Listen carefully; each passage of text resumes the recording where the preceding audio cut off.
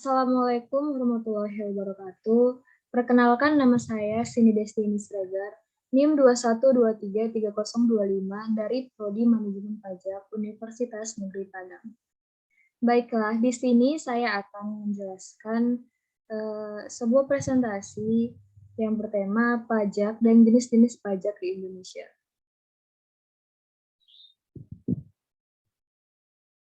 Apa itu pajak?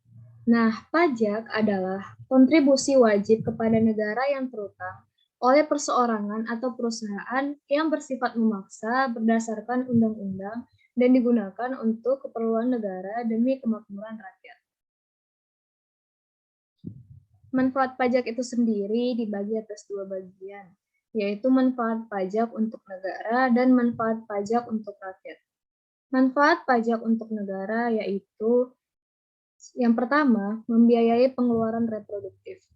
Nah, pajak bisa menutup pengeluaran reproduktif yang memberikan keuntungan bagi masyarakat, seperti pengeluaran pada bidang pengairan dan pertanian. Yang kedua, membiayai pengeluaran negara. Contohnya yaitu untuk proyek pengiriman barang ekspor. Nah, yang ketiga, membiayai pengeluaran yang tidak bersifat self-liquidating serta tidak reproduktif. Contohnya adalah biaya yang harus dibayarkan untuk pendirian monumen dan tempat rekreasi. Yang keempat, membiayai pengeluaran yang bersifat tidak produktif. Contoh pengeluarannya seperti biaya untuk pertahanan negara atau merampungkan peperangan. Manfaat pajak untuk rakyat. Manfaat pajak yang pertama adalah rakyat bisa menikmati fasilitas umum serta infrastruktur yang dibangun oleh pemerintah. Contohnya yaitu jalan tol atau jalan-jalan raya di sekitar kita.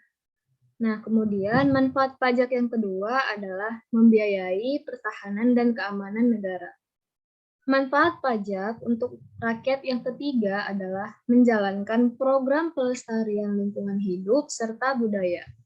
Manfaat pajak yang keempat adalah mendanai pemilihan umum. Manfaat pajak bagi rakyat selanjutnya, yakni sebagai subsidi pangan serta bahan bakar minyak yang kerap dinikmati rakyat kecil. Kemudian manfaat pajak untuk rakyat yang terakhir adalah meningkatkan kualitas alat transportasi massal. Nah, fungsi pajak, di samping manfaatnya terdapat 4 fungsi pajak yang wajib kita ketahui, yaitu fungsi regulasi.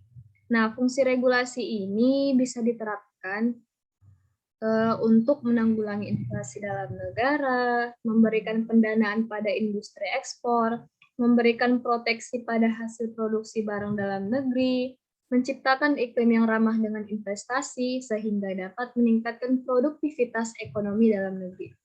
Kemudian sebagai fungsi anggaran. Pajak juga bisa menjadi sumber pendapatan untuk melunasi anggaran baik pusat maupun daerah. Kemudian, fungsi stabilisasi. Fungsi pajak yang ketiga adalah stabilisator kondisi ekonomi, sehingga suatu negara tidak mengalami krisis ekonomi. Kemudian, fungsi distribusi atau pemerataan. Fungsi pajak yang terakhir adalah alat untuk memeratakan kesejahteraan ekonomi di suatu negara. Nah, kita masuk ke jenis-jenis pajak. Pajak memiliki beberapa jenis yang dapat didasarkan oleh lembaga pemungut pajak juga sifatnya. Berdasarkan lembaga pemungutnya, pajak terbagi atas pajak pusat dan pajak daerah. Nah, pajak pusat adalah pajak yang dipungut oleh negara atau pemerintah pusat. Sebagian besar dari pajak pusat dikelola oleh Direktorat Jenderal Pusat dan Kementerian Keuangan.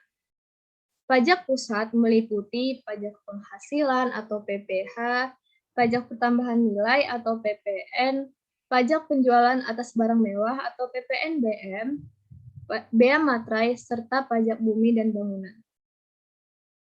Yang kedua, pajak daerah. Pajak daerah adalah pajak yang pemungutannya dilakukan oleh pemerintah daerah di tingkat provinsi atau kabupaten dan kota. Nah, pajak daerah ini meliputi pajak kendaraan bermotor, bea balik nama kendaraan bermotor, pajak bahan bakar kendaraan bermotor, pajak air permukaan, pajak rokok, pajak hotel, pajak restoran, hiburan, reklame, penerangan jalan, hingga ke bea perolehan hak atas tanah dan atau bangunan. Nah, jenis-jenis pajak berdasarkan sifatnya dibagi menjadi dua, yakni pajak langsung dan pajak tidak langsung. Pajak langsung ialah pajak yang dikenakan pada wajib pajak secara berkala, baik perorangan maupun badan usaha. Contohnya yaitu pajak penghasilan dan pajak bumi dan bangunan. Kemudian pajak tidak langsung. Pajak tidak langsung yaitu pajak yang diberikan oleh wajib pajak bila melakukan peristiwa atau perbuatan tertentu, seperti pajak penjualan atas barang mewah.